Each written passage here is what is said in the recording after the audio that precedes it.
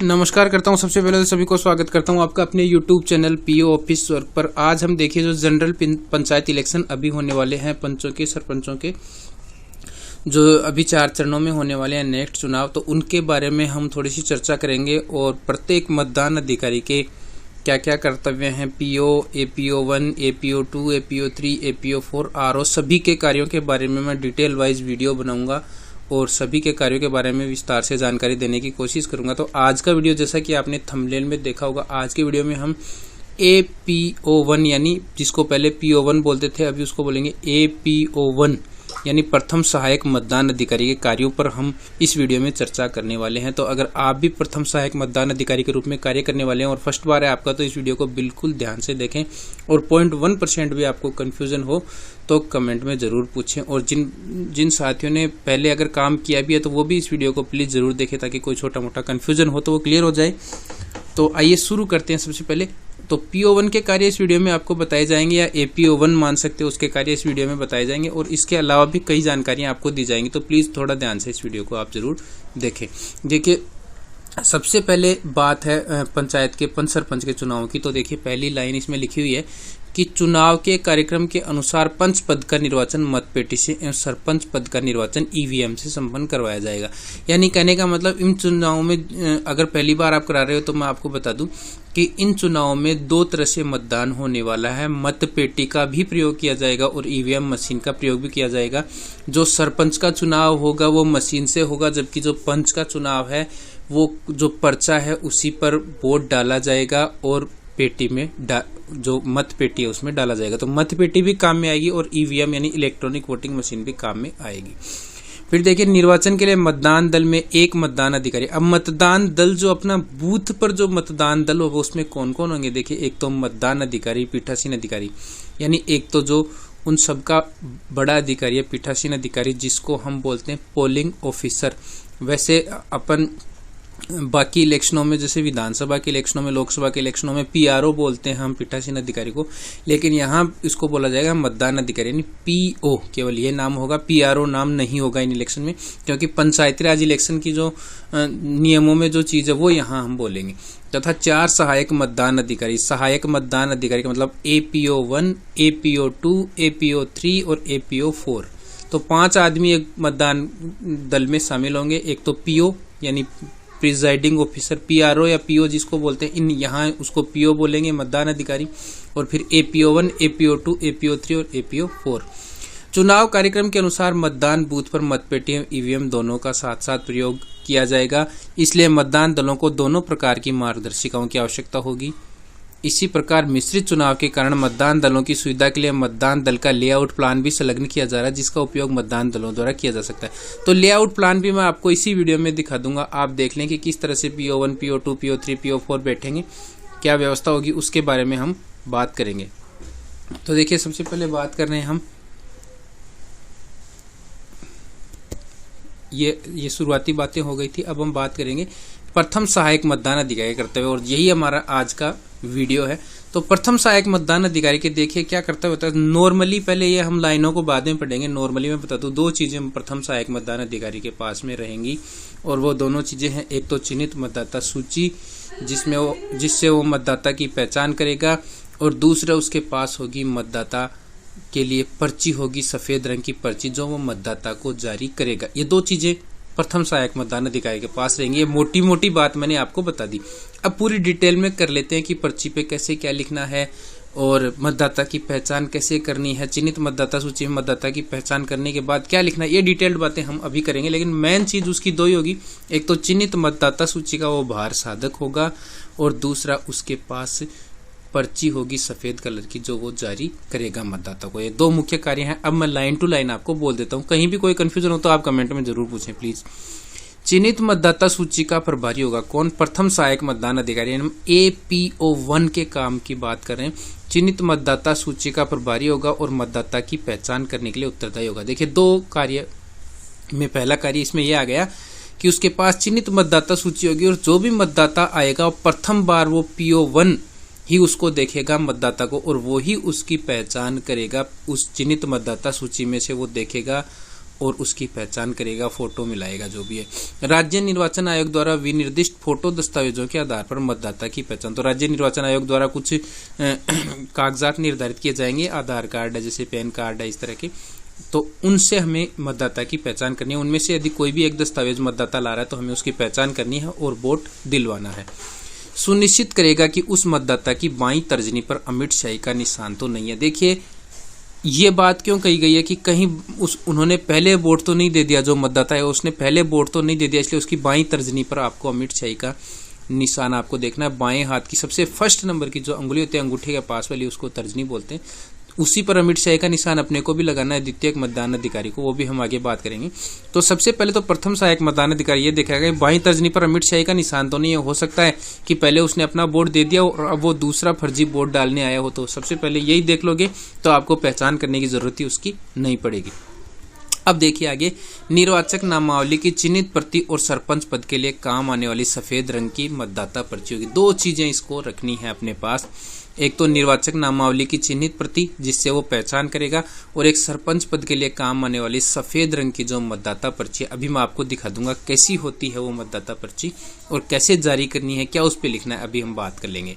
साधारणतः प्रत्येक मतदाता उम्मीदवारों के बूथों से पहचान पर्ची लाते हैं। देखिए क्या होता है कि जो भी अपने पास आएंगे उम्मीदवार, वो जो बूथ बनाए होते हैं, लोकल बूथ बनाए हुए होते हैं, प्रत्येक उम्मीदवार अपने अपने बूथ बनाते हैं, वो पर्ची काट के देते हैं, तो पर्ची लाते हैं व्यक्ति।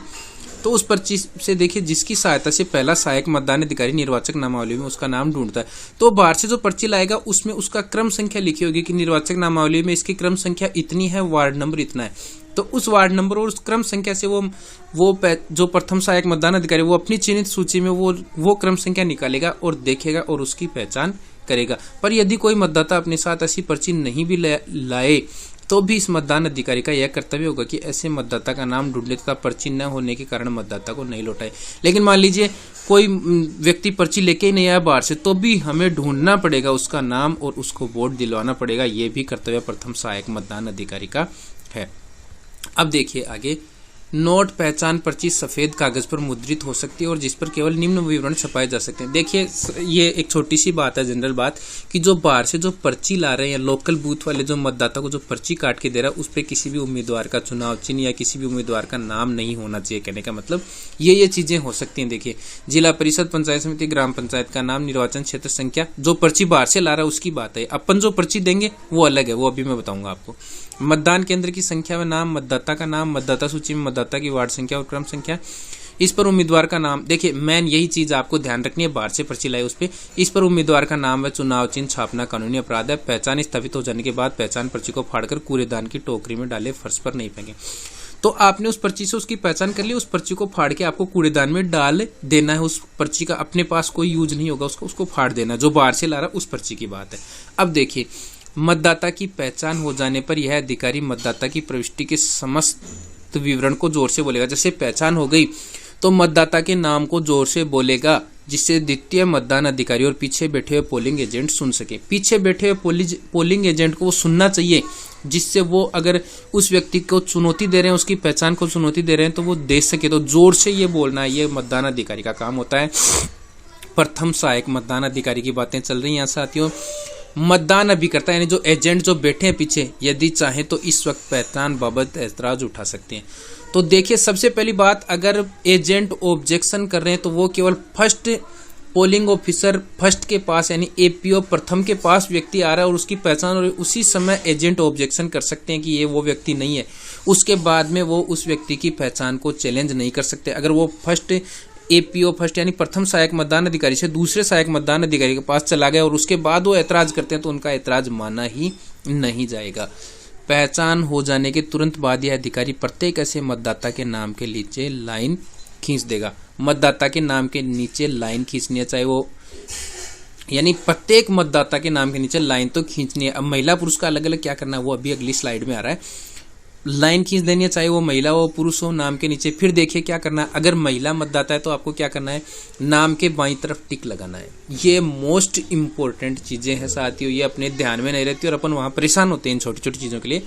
तो महिला मतदाता है तो नाम के बाईं तरफ टिक लगाना है, सिर्फ ये इस तरह का निशान लगाना है बाईं तरफ। नाम के बाईं तरफ लाइन तो खींचनी है, नाम के बाईं तरफ टिक भी लगाना है।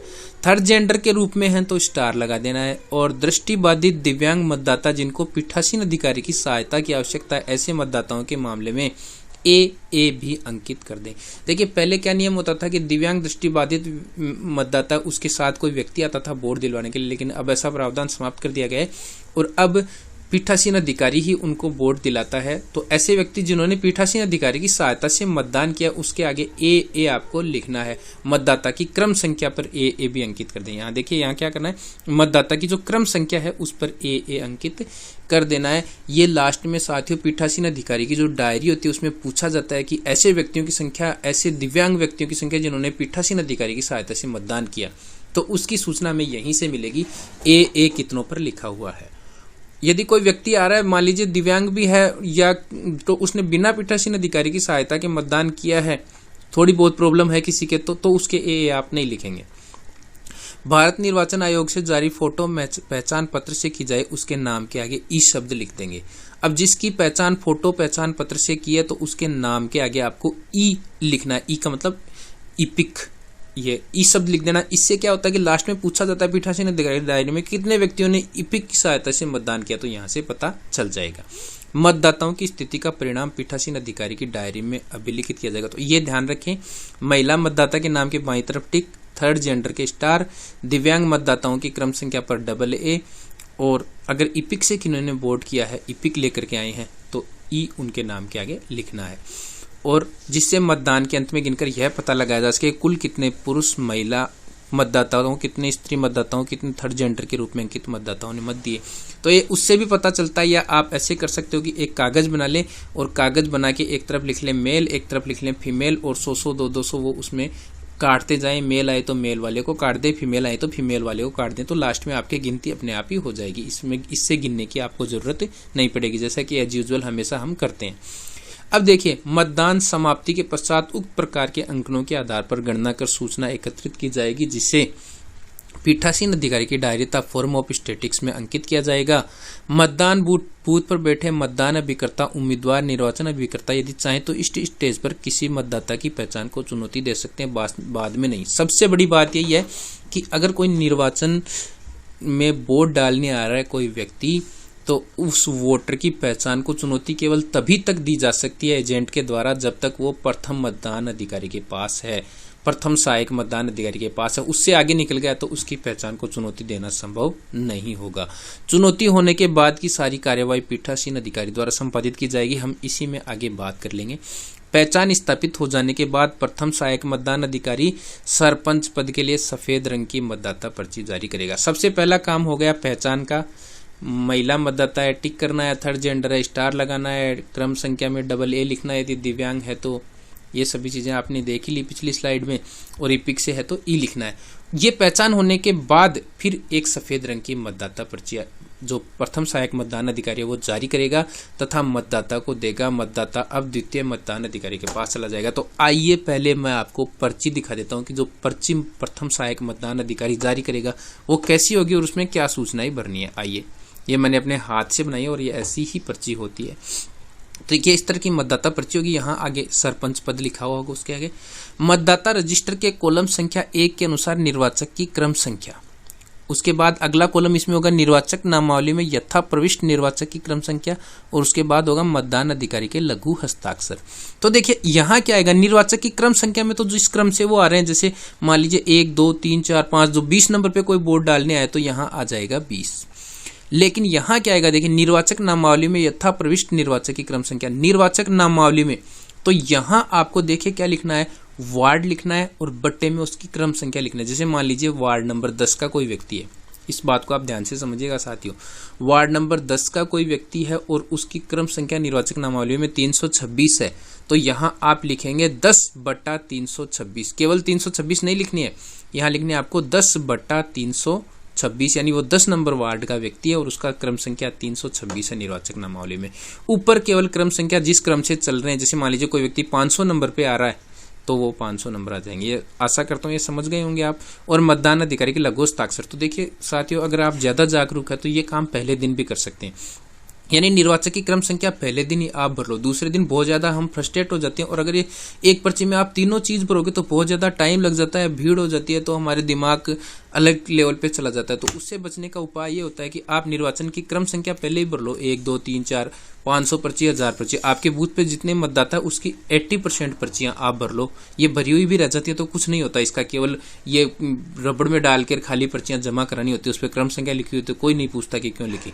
तो आप 80 आपके बूथ पर जितने वोटर हैं उसकी 80-90% पर्चियां भर लो आप, 1 2 3 4 से क्रम संख्या लगा के। ये कॉलम आपको खाली छोड़ना पड़ेगा और मतदान अधिकारी के लघु हस्ताक्षर भी उन पर्चियों पे कर लो, ताकि दूसरे दिन जब आप वो पर्चियां जारी करो तो केवल आपको बस यही क्रम भरना है, बस इसी में भरना होगा, कितने नंबर वार्ड का और कितने नंबर पर आया वो आपको भरना होगा।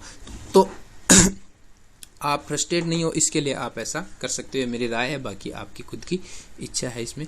तो इस तरह से ये प्रथम सहायक मतदान अधिकारी के देखिए कर्तव्य हो गए साथियों। अब द्वितीय सहायक मतदान अधिकारी के मैं क्योंकि वीडियो बड़ा हो जाएगा तो अलग अलग वीडियो में मैं बताऊंगा, द्वितीय के अलग में बताऊंगा और चतुर्थ मतदान अधिकारी और तृतीय मतदान अधिकारी के एक साथ बता दूंगा। पीआरओ के भी एक दिन बताऊंगा और आरओ के नाम निर्देशन प्रक्रिया क्या करनी है उसमें भी पूरा कंप्लीट डिटेल में आज या कल में वीडियो आएगा। अब देखिए मतदान दल का लेआउट, जो मतदान दल जो बैठेगा उसका लेआउट में आपको दिखा देता हूँ। देखिए इस तरह से डोर होंगे, हो सकता है यहाँ ये डोर एक ही दिखाया, अगर 2 डोर है तो एक एंट्री के लिए होता है और एक एग्जिट के लिए होता है। तो मान लीजिए ये 2 डोर है, ये एंट्री वाला डोर है, तो यहाँ से व्यक्ति प्रवेश करेगा। देखिए जैसे ही वो प्रवेश करेगा वो पोलिंग ऑफिसर फर्स्ट के पास जाएगा, पहचान होगी उसकी, पर्ची जारी होगी, शॉर्ट में मैं काम बता देता हूँ। फिर दूसरे पोलिंग ऑफिसर के पास जाएगा, दूसरा पोलिंग ऑफिसर रजिस्टर में उसका नाम लिखेगा, अमिट शाही लगाएगा, अमिट शाही बाएं हाथ की तर्जनी पर लगेगी। तीसरे मतदान अधिकारी के पास जाएगा तो इसको पंच का मतपत्र जारी करेगा और चौथे फिर देखिए यहाँ से पंच का मतपत्र भी जारी करेगा और सरपंच वाले मशीन का जो मतलब कंट्रोल यूनिट है उसको भी दबाएगा। फिर ये यहाँ जाएगा ईवीएम के चैम्बर में, सरपंच का वोट डालेगा। फिर ये बाहर आएगा और बाहर आके देखिए पोलिंग ऑफिसर 4 के पास आएगा। दोबारा से एक बार देख लीजिए आप, ये थोड़ा कंफ्यूज हो गया होगा आपके। पोलिंग ऑफिसर फर्स्ट, ये शॉर्ट में बता रहा हूँ, पूरी डिटेल में आपको देखना हो तो मेरे सारे वीडियो देख लेना प्लीज। आज पोलिंग ऑफिसर फर्स्ट का बताया, वैसे सभी का बताऊंगा मैं, शॉर्ट में एक बार देख ले। पोलिंग ऑफिसर फर्स्ट के पास आएगा, पहचान करेगा और पर्ची लेगा।